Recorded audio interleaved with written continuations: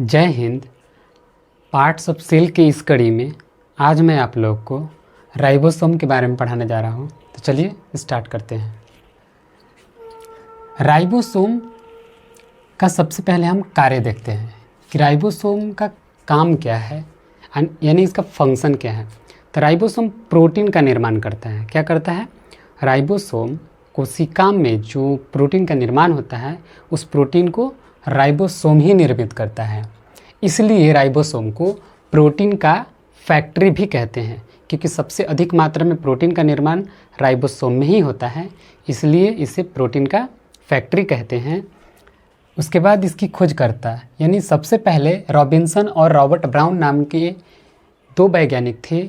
उन्होंने सन 1953 ईस्वी में कोशिका के अंदर राइबोसोम को सबसे पहले देखा था, इसलिए खोजकर्ता का श्रेय इन्हें ही दिया जाता है। यानी सन 1953 ईस्वी में रॉबिन्सन और रॉबर्ट ब्राउन ने कोशिका में स्थित एक अंग को देखा जिसको उन्होंने राइबोसोम नाम दिया। नेक्स्ट देखते हैं इसका सेडिमेंटेशन कॉफिशिएंट।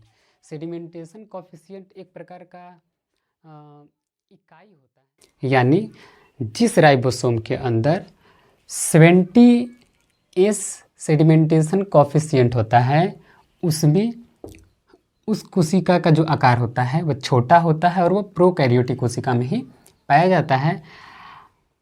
और अगर जिस कोशिका में 80 सेडिमेंटेशन कॉफिशिएंट होता है यानी वो कोशिका बड़ा होता है और यह यूकैरियोटिक कोशिका में पाया जाता है। यहाँ पर सेडिमेंटेशन कॉफिशिएंट के बारे में हम आगे देखेंगे। अभी फ़िलहाल हम सिर्फ देखते हैं कि राइबोसोम में जो सेडिमेंटेशन कॉफिशिएंट होता है वह कितना होता है।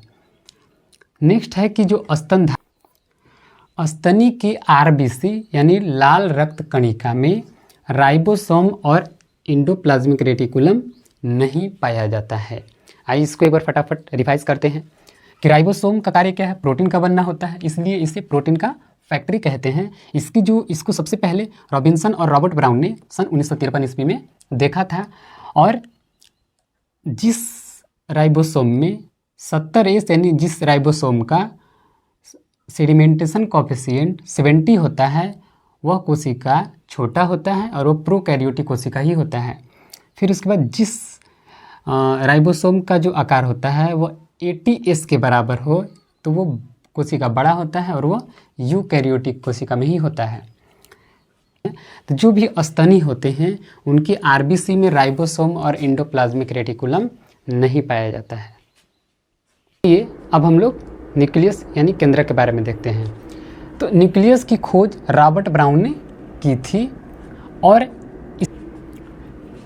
न्यूक्लियस को हम लोग ब्रेन ऑफ सेल यानी कोशिका का दिमाग कहते हैं। क्यों कहते हैं? क्योंकि न्यूक्लियस जो होता है वो सारी सेल के फंक्शन को कंट्रोल करता है।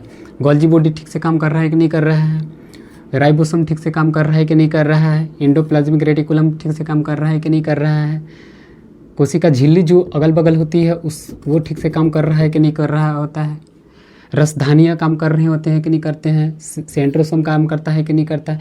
तो सारे चीज़ का जो कंट्रोल होता है वो किसके देख रेख में होता है?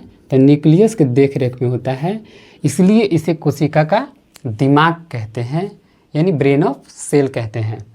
आइए देखते हैं कि इसके अंदर क्या होता है। तो जो न्यूक्लियस होता है, ये जो न्यूक्लियस होता है, न्यूक्लियस के अंदर बहुत सारे धागेनुमा आकृति होते हैं। इस तरह से बहुत सारे धागेनुमा क्या होते हैं? आकृति होते हैं।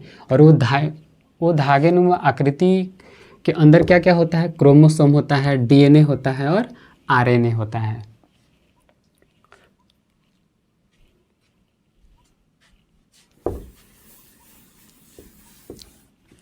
आइए अब इसको फटाफट हम रिवाइज करते हैं।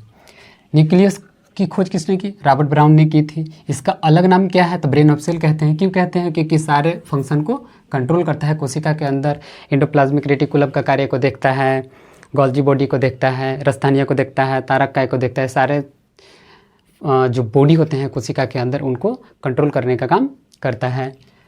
इसके अंदर क्या होता है? क्रोमोसोम होते हैं, DNA होते हैं और RNA होते हैं।